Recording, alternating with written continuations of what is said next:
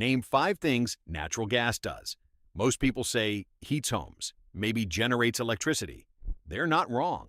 But the full answer includes growing the food you ate today, making the plastic in your phone, producing the steel in your building, and keeping the hospital in your city running through winter. The same molecule, the same infrastructure, a system most people have never thought about. For most of the 20th century, American natural gas came from conventional wells, vertical shafts drilled into porous rock where gas had accumulated over millions of years. By the 2000s, those fields were depleting, imports were rising. The U.S. looked like it was running out. Then fracking changed the math entirely. Hydraulic fracturing, injecting high-pressure fluid into shale rock to release trapped gas, combined with horizontal drilling, unlocked formations that conventional methods couldn't touch. The Marcellus Shale in Pennsylvania and West Virginia, the Haynesville in Louisiana, the Permian Basin in Texas. Within a decade, the United States went from a gas importer to the largest gas producer on Earth. A significant share of that gas is associated gas, gas that rises alongside oil as a byproduct of oil drilling. For years, producers couldn't move it to market fast enough, so they burned it at the wellhead. The orange flames visible from satellites over West Texas at night represent billions of cubic feet of gas, gone. That flaring still happens tonight. Raw wellhead gas isn't what reaches a home or factory. It contains liquids, water vapor, and sulfur compounds that have to be stripped out at processing plants before the gas can enter the pipeline network. From there, it enters a tiered system. Gathering lines connect wells to processing facilities. Then, large-diameter interstate transmission pipelines carry gas under high pressure across hundreds or thousands of miles. The Transcontinental Pipeline, the Tennessee Gas Pipeline. These corridors move the majority of American gas, and most people couldn't name one.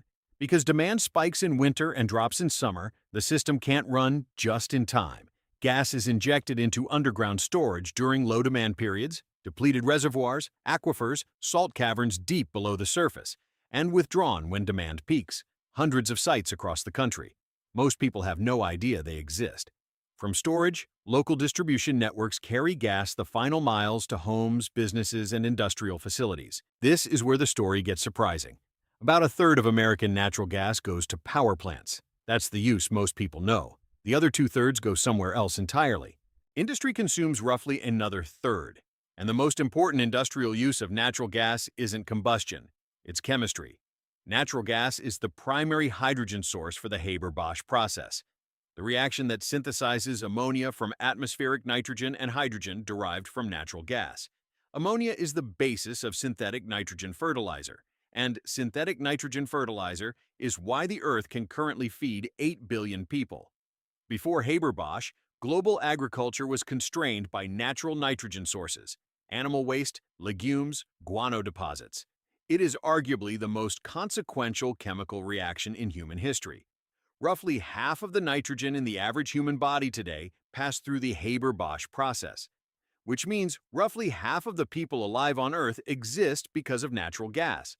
Beyond fertilizer, natural gas liquids separated during processing. Ethane, propane, butane are the feedstocks for petrochemicals, the ethylene that becomes plastic, the inputs for pharmaceuticals, synthetic fibers, and industrial chemicals.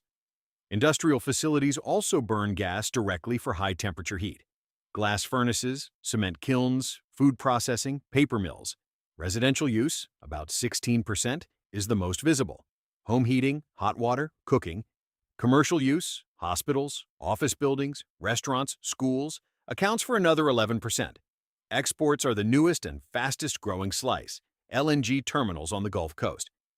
Cool gas to minus 260 degrees Fahrenheit, compressing it into liquid and loading it onto specialized tankers. American gas now reaches Europe and Asia.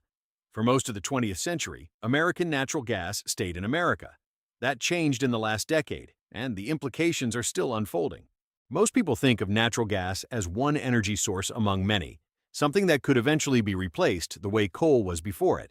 That framing misses what natural gas actually is. Remove oil and transportation suffers. Remove natural gas, and entire systems stop functioning, not gradually, but immediately. The pipes beneath the ground aren't just moving fuel. They're moving one of the foundational inputs of modern civilization, and most of the people depending on it have never thought about them once.